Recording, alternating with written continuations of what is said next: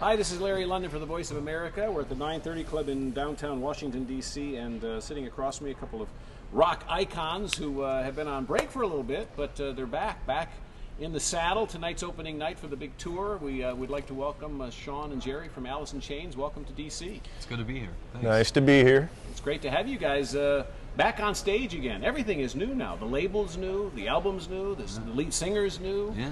How is this all feeling for you guys? Is all coming together? It's feeling really good. I mean, it's been about a 2-3 year process, you know, even getting to this point. So, you know, we've had a lot of time to grow as a band, and we've been having a really good time with it. You know, everybody's really welcomed William into the fold. You know, following our lead, and you know, we've come up with a really great record, I think. So, you know, we're really excited.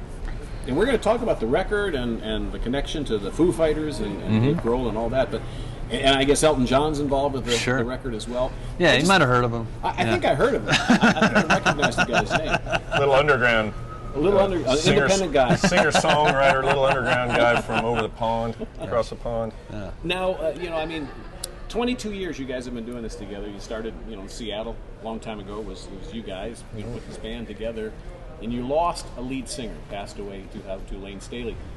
How does a band recover from something like that? I mean, we were talking about that, a couple of friends of mine. You know, you can recover from losing another guy, but a lead singer, how do you bounce back from that? I think you just kind of figure it out as you go along. I mean, that really wasn't the intent when this started. You know, it started from you know, a really small place. You know, we just got together to do a benefit show that Sean put together in Seattle to benefit the tsunami victims, and he called a bunch of friends, including Mike and myself, and we just did that without even really thinking about it. And it was a really cool thing to do in the hometown, and we probably didn't even really think about it until we were like on stage and like, whoa, you know, playing those songs without Layne. It was a heavy thing, and it was also kind of a healing thing in a way too, you know, dealing with that reality, you know. I mean, outside of just, you know, of him being an amazing singer and a part of this band, he's our best friend, you know what I mean? So that's the bigger thing there, and this band has always been about a family, so, you know, a lot of growth has happened, and I couldn't, there wasn't a plan when we started, and how we're sitting here today with all of this is just as much a surprise to us. We've done all the work to get here, but it's all been a step-by-step basis, and kind of, you know, one thing felt right, so that led to another thing, and that just kind of kept going along. And so I guess you know, I mean, anybody can relate to it. I'm sure you've lost people in your life, and you move on. You continue to live, you know, after a period of time or whatever, and things change, and you just continue to do what feels right, you know. And one of the things, you know, that established your sound as being so unique was, you know, the way that your vocals interacted with Layne's vocals. And so how is William fitting into the fold now, and how did you guys come across William DuVall, the new singer? You have the back. Yeah. Well, I'll tell it for you. They had known each other, Jerry and William, for you know, close to 10 years, because when he was doing his Degradation Trip records, yeah.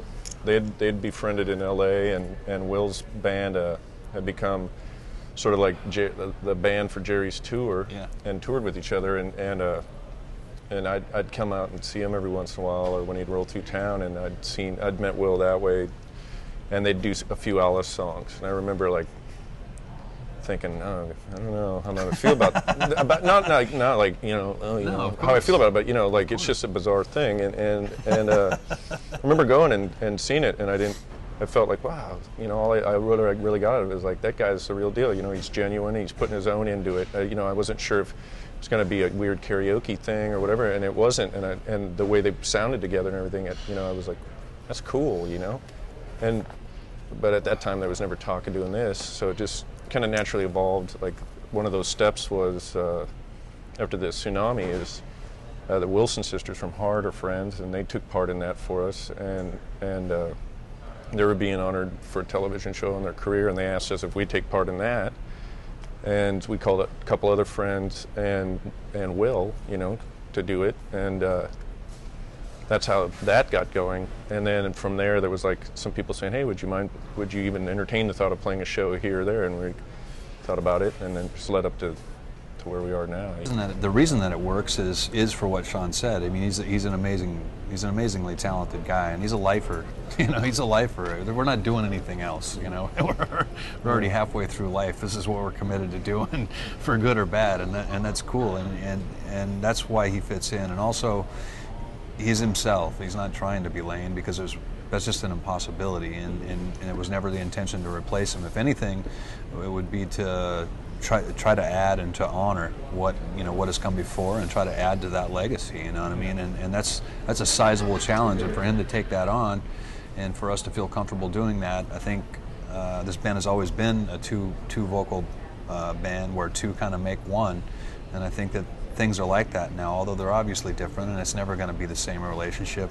That relationship that we had with Layne, that still lives through the music, you know what I mean? So being able to play that stuff, we take him with us wherever we go, and William has been able to, honor the material that we did with Layne, and do it in his own unique way. And we've also grown into now being able to make some new music together that still has that same fingerprint, that same thing, and even though it is something a little different, and that's okay. It feels right to us, and it's okay if it doesn't feel right to everybody, but there's a good portion of people along the way have been really supportive about it, and it's kind of moving them like it's moving us. So we're kind of just making it up as we go along, and I think in general that's what everybody does, in life, and we're pretty lucky to be able to still do this, I'm glad to hear you guys say that, this is for the long haul, because there's a lot of bands like Blind Melon or Journey, they replace the lead singer, replace a couple of members of the band, and then they have to change again, they have to change again. And no, that's not going to happen. If we change again, we will stop.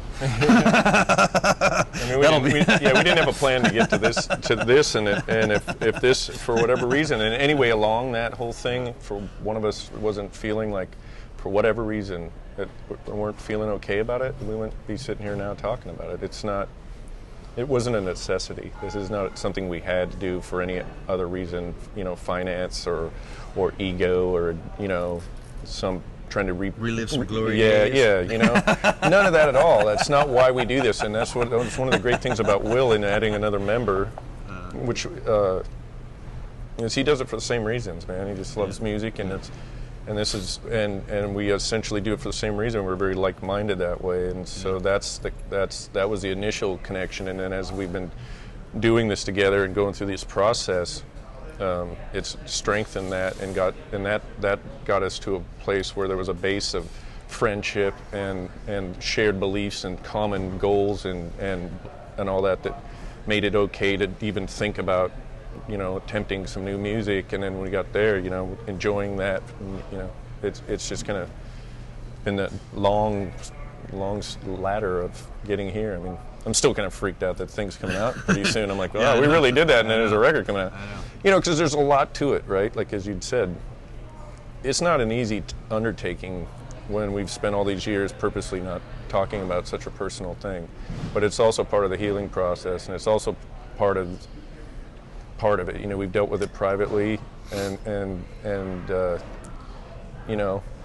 doing it in a big public way with people's ideas of what they think you should do with your life isn't always the easiest. But we've always had we don't follow that. We just do what's right for us. And we wouldn't even be doing what we're doing if we listened to what people thought we should do. I'd be working at West Coast Grocery and have gone to college. That's what would have happened to me. Yeah. You guys have sold, or I would have been in the Army. You're going in the Army, man. 25-30 million records around the world, and numerous Grammy nominations, so you got nothing to prove. That was back when people bought records, yes. Yeah. We were from another era of that. Because you mentioned why you said that's not why we are doing this. I want to know, tell me why. You got nothing left to prove, so why are you coming back? You have to, this is just something we're motivated to do. I mean, we're fans of music. We became musicians. We became a band together. We created something. I mean, that's it's really all we do. And we kind of joked about that earlier, but there's really not doing anything else. He's not going to start becoming an accountant in a couple of years. Well, he might. You could. The drumming accountant. Yeah, you could. I mean, I guess it's possible, but I still like writing music, man.